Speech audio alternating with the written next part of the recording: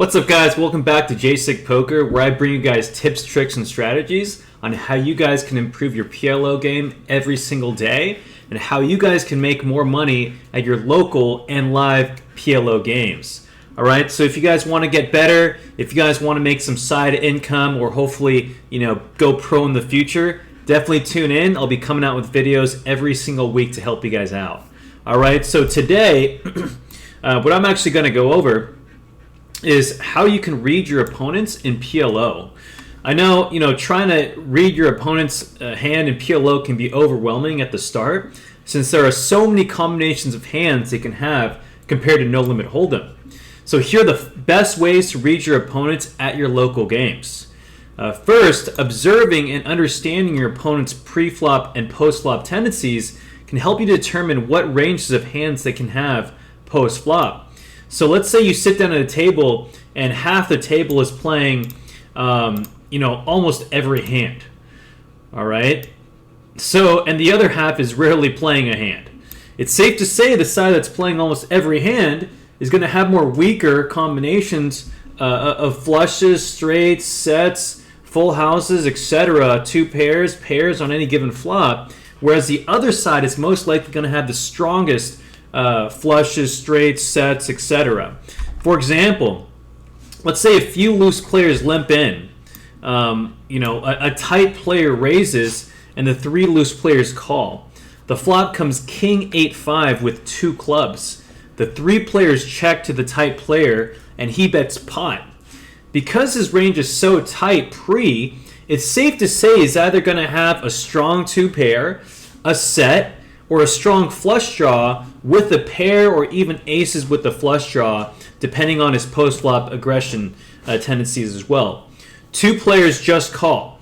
It's pretty safe to say one of those players or both are going to have either a weaker flush draw, a weaker straight draw, or even possibly a weaker two pair or weaker set that they're playing slowly because they're afraid of the tight player having them beat. Now, if you guys weren't paying attention to their pre-flop tendencies, it's going to be hard to know where anyone stands, and that can get you in a lot of trouble, and it'll make it very difficult to navigate turns and rivers. All right, the second way is to use blockers. Blockers in PLO plays a much larger role than in No Limit because you have way more cards in your hand than your opponents can have.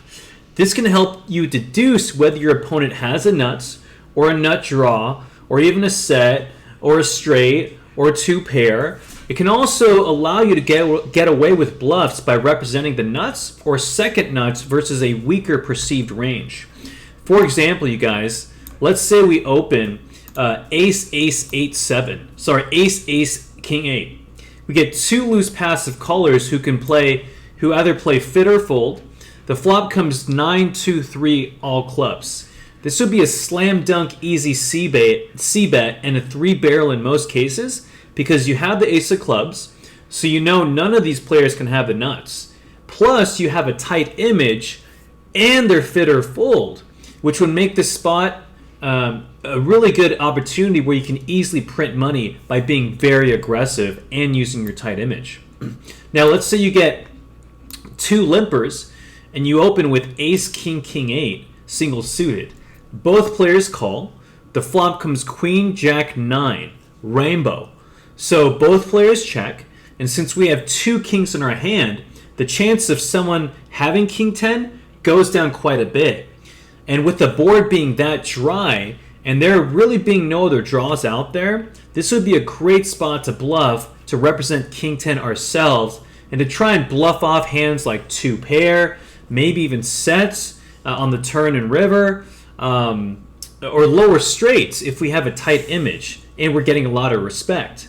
Of course, we have to determine how often our players are calling down and whether they're a calling station or not. But the majority of the time, we will be able to take this down at one point or another. It's definitely a profitable board for us to bet. Another great way by determining what our players can have is there's ways we can read our opponent's hands without observing anything but their betting patterns. It's so important to observe how often a player is betting for value and as bluffs. Of course, knowing their pre-flop range can be crucial, but simply viewing how often a player bets on the flop, or turn, or river can help us understand how strong his ranges are when he bets. Let's say if you get a player who's loose pre-flop and constantly pots multiple flops, it's safe to say there's many spots where he's going to be non-nutted, or playing weaker two pairs, playing with weaker straight draws, weaker flush draws, etc. And this can really help us know, or you, when to call, raise, or even fold. Let's say if you get a player who's tight post-flop on the other hand, only calls with strong draws, and then suddenly bleeds big when that draw hits, it's safe to assume he has a stronger hand than most of the players you're playing with. And then you also have players that will bet all types of rivers in PLO. Although this is not as common, in my experience, as most recreationals in PLO tend to be very loose on the flop and turn, but have a much weaker river game because they're there to gamble. Versus these players, you can call down lighter with possibly weaker flushes, or even raise if you think they're betting a flush or straight on a paired board and you have some decent blockers and you think they're going to fold. Right? So, for example, let's say, and here's kind of some things you guys should look into with these different types of players. So, for example, let's say a very loose, aggressive player, let's say we open from the button with King, Queen, Jack, 9. A super loose, aggressive player 3-bets us, who's 3-betting almost every hand. We call with our hand. Flop comes 8, 2, 5, 2 spades. We have 3 overs, possibly a backdoor straight draw, and a flush draw. He bets pot and has around a pot-sized bet left. So having 3 overs plus a flush draw versus his perceived wide 3-betting range, we should just pot and get it in here, as he can have possibly weaker flush draws, weaker straight draws, random one-pair hands, single over pairs that we have good equity against, right? So sometimes we're just going to have to gamble with these guys, you guys. Now let's say everything else is the same, except the player is tight and we're much deeper. In this case, if he leads or bets, it would be better just to call, because a tighter player can have a stronger range, like pocket aces with spades, kings with spades, or even hands that dominate us, like ace, king, 9, 10 with spades. So it's better to play cautiously versus the tighter player. Now let's go to the second example, or fifth example, and let's say we see a board of 8, 7, 6, 6, ace. We're in position, and we have ace, 8, 9, jack.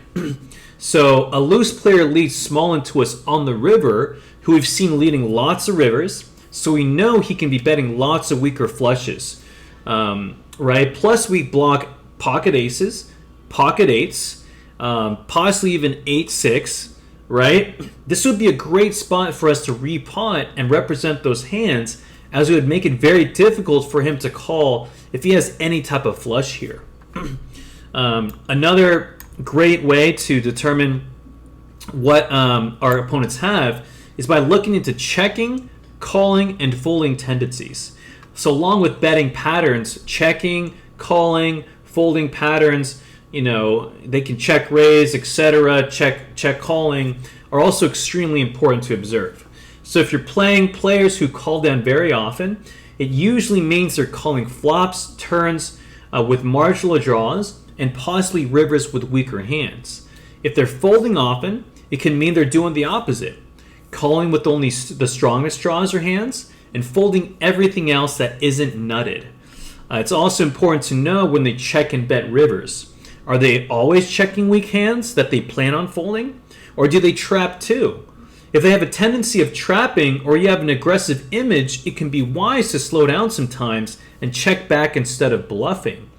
If they only check weak hands on rivers, then it could be beneficial to bluff no matter what your image is. And if they're overfolding rivers or turns, this can be a good spot to print money by, again, bluffing with all types of hands, and sometimes it won't even matter what you have. That's what we call exploitable poker. For example, let's say we have ace, king, 8, 5 single suited on the button. We raise, and the big blind, who is loose, pre, and aggressive post-flop calls.